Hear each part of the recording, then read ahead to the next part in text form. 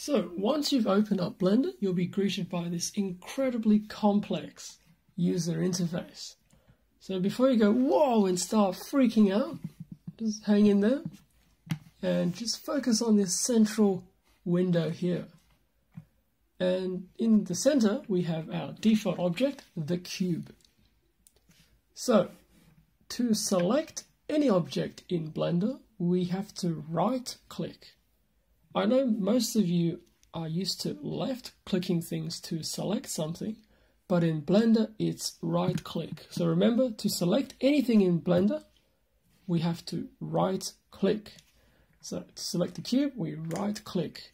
Now, how do you know if you've actually selected an object or not? What Blender does is, it puts an orange border around the object that we have selected. So as you can see, this cube has an orange border, which means at the start it was already selected. So what can we do with a selected object? One thing we can do is actually move it. So to move an object in Blender, we press the G key. G for grab. So we can grab it. So G, and now it'll follow your cursor, and look at that. You can move it anywhere you want. So do keep in mind, if you've accidentally moved in the process of moving it, but you don't want to move it, we can just right click and it'll just go back to the default position.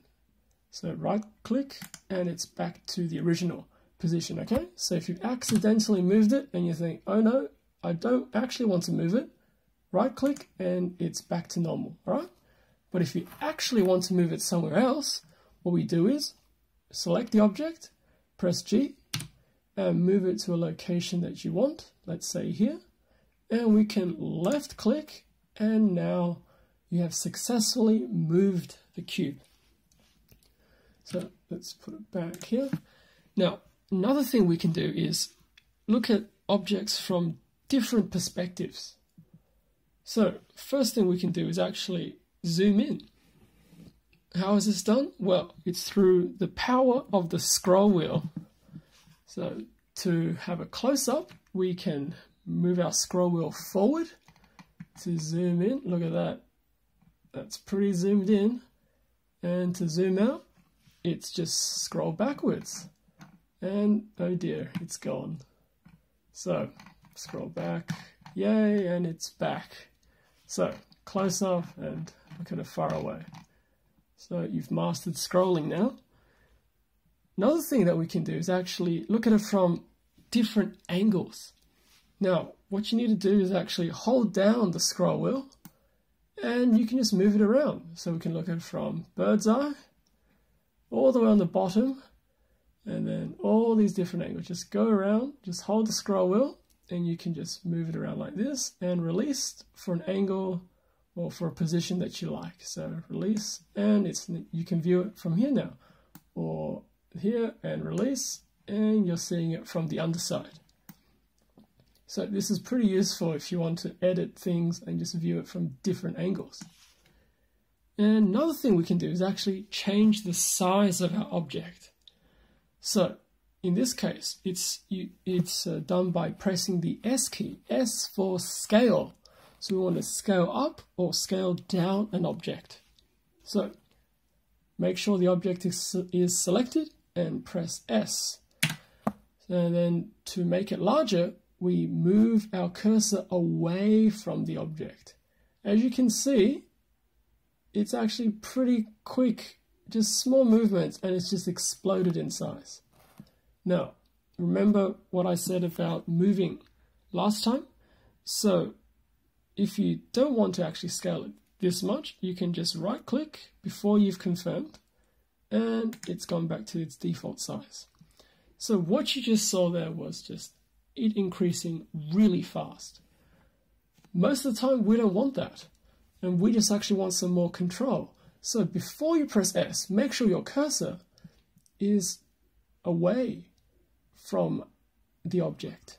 So now this is a good distance. So now if we press S and we move our cursor away from the object, it's just gradually increasing, right? It's not exploding in your face, right? Just gradually.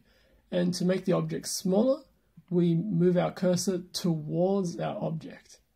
So look, it's really small, and then boom. Yeah, there you go. So away for larger and towards for smaller.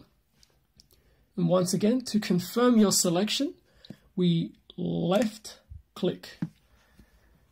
And finally, I'll show you how to rotate the object. Now, can you guess what hotkey we press for rotate? Oh, very good. It's R for rotate. So we press R, and now we just move our cursor around, and look at that. Go crazy. Just keep rotating this thing. There you go. Rotate it. And if you ever feel like, nope, I actually don't like this cube rotated, and you haven't confirmed your selection, what you can do is right click and you're back. But say if you've actually rotated it like this and you think, ugh, that looks pretty crap. Well, there is one solution, and that's the magic of Control Z. So Control Z, and it's back.